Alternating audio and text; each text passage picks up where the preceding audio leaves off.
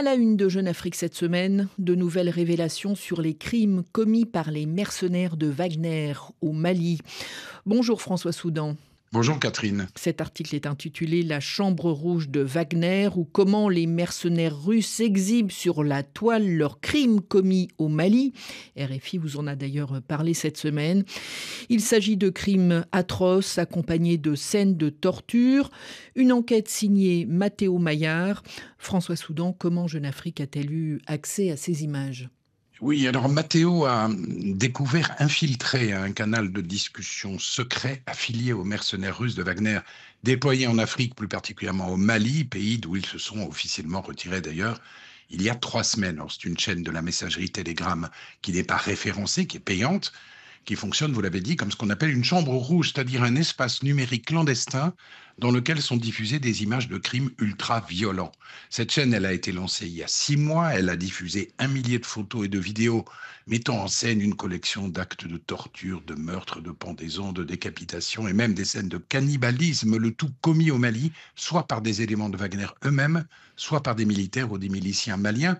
C'est aussi un défouloir d'injures, de chants racistes qui n'épargne personne, hein, alliés comme ennemis. S'il fallait une photo symbole de cette galerie de l'horreur, ce serait celle datée du 19 février dernier, donc c'est tout récent, de cette femme et de ses 2 enfants, pendus à un arbre, accompagnés de cette légende. Une famille de djihadistes peuls se repose sur un arbre quelque part au Mali. Et cette chaîne clandestine, François Soudan, publie donc des contenus ultra-violents et elle est alimentée par des proches ou des admirateurs du système Wagner.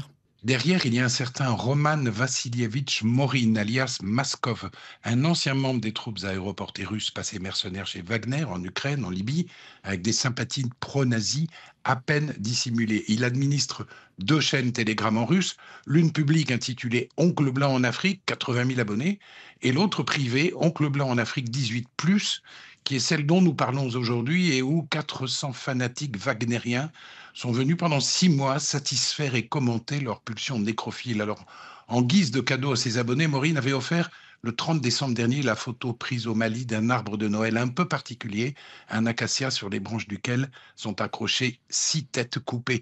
Ce sont des clichés qui renvoient irrésistiblement à ceux de la conquête coloniale et notamment à la colonne infernale des capitaines français Voulet et Chanoine dans la même région sahélienne au début du XXe siècle, sauf qu'il ne s'agit pas ici de colons envahisseurs, mais bien de mercenaires agissant sur le territoire d'un État qui les a invités, recrutés et payés, Catherine.